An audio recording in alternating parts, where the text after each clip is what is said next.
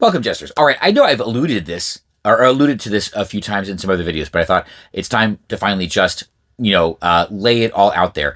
The reasons people vote Democrat, not the reasons people vote leftist, but the reasons people vote Democrat here in the United States. Plus the most dangerous type, right? The one that doesn't vote Democrat, the one that just is. Okay, so two of these are perfectly fine, and they are the people that we can work with. Okay, so let's just square that out. And if you're before you get upset, break out a dictionary. Okay, so the three reasons that people vote Democrat are ignorance, naivete, and stupidity. That's pretty much it. Now, the first two, like I said, are the people that we can work with. These are the ones that eventually see the light. This is why nobody ever gets blue-pilled. It just doesn't happen, right? There are a couple of I know creators out there who are trying, right, the Azure pilling a little bit. Again, I said I wish them well. It's a very difficult space to navigate because it's really difficult to talk like a lefty without sounding like a lefty. But anyway, as for the first two, so the ignorant, right? This is not bad. All right, get a dictionary, right? These are people that are just distracted. They are busy. They do not have time to worry about politics. They have a lot of things going on in their life, and they just don't put a lot of energy into it. They turn on whatever news channel there is. They pick up whatever newspaper there is. They just listen to whatever friends talk about things, and often it's just peer pressure. They don't want to sound like, they're mean or anything like that, or they just watch the news and begin to repeat the talking points because, again, they just don't have time or the inclination to do any research on their own. So they just kind of accept the narrative because they never really challenge it.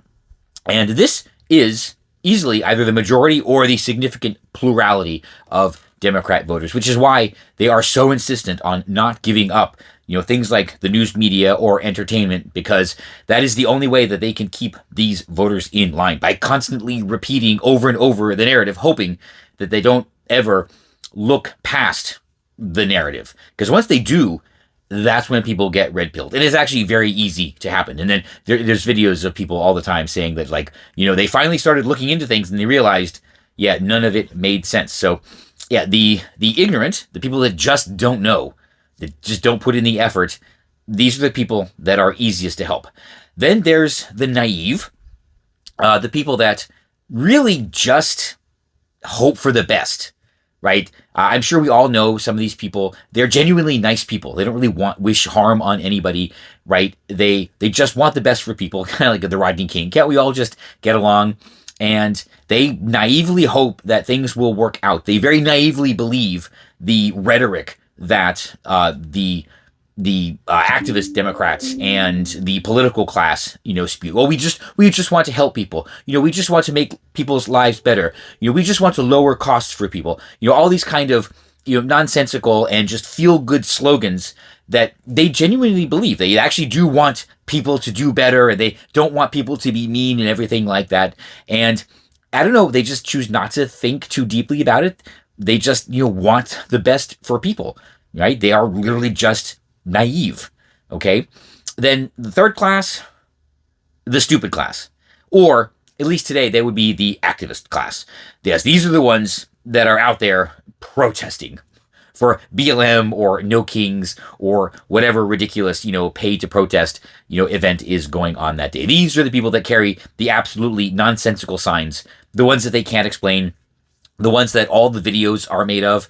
The man on the street interviews, you ask them an incredibly simple question, name one policy of Donald Trump that you don't like, and they clock out. They lock up. They can't even answer the most basic, political question over something that they are actively out there protesting. Right? These are the ones with blue hair and septum piercings and all this kind of stuff. So, yeah, the activist type, what I used to call the stupid people, but I guess maybe, they are activists now, okay? These are the ones that, unfortunately, get violent and are the ones that, weirdly enough, the Democrats are trying to run away from, right? So these are the pro-pals and the LGBTQ, actually the TQIAA++ and whatnot activists, the ones that kind of lack self-control, lack self-discipline, and are probably genuine doctrinarian socialists and communists. And because of that, well, that's why they get so violent. They would just assume take you out rather than try to debate you.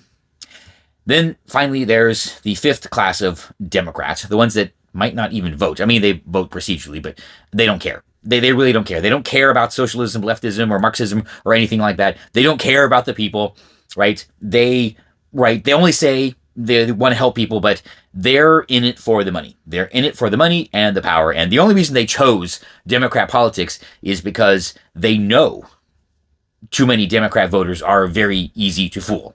That's it. Some of them might have started, actually believing it, but eventually, well, they came around and they enjoyed the money, right? A good example is somebody who just really never cared, Bill Clinton. I honestly don't think he ever cared about, the political aspect of it, leftist politics or anything like that. He just enjoyed the side benefits. Hillary might have started out, actually believing it, but no. At this point, she just wants the money, right? And honestly, the Obamas right now, I don't think that they care. I think that they're just so over it. They're just in it for the money now, too, right? In terms of like the modern, leftist leadership or Democrat leadership that doesn't really care about anybody, I think this chick, Spamberger, up in Maryland now, I think it is, or no, Virginia. Yeah, she doesn't care. She's just in it for the power. Right, the typical the queen boss of HOA Karens, right? So she just enjoys being a bully, I think, right? And probably the best example, Gavin Newsom. He is just a snake oil salesman politician. He doesn't give one rat's behind about implementing any of the socialist utopia policies. He just knows that that's his best vehicle to fool voters into voting for him, right? And honestly, he might not even be in it for the money, to be honest. He just might be in it for the fame and the power. And so everybody knows who Gavin Newsom is. And this is the kind of stuff that he just gets off on, right? He doesn't care about the policies, right? He just finally discovered if he talks a good talk, he can just trick people into voting for him, and well, Democrat and leftist politics is the easiest way to fool voters. And I'm right.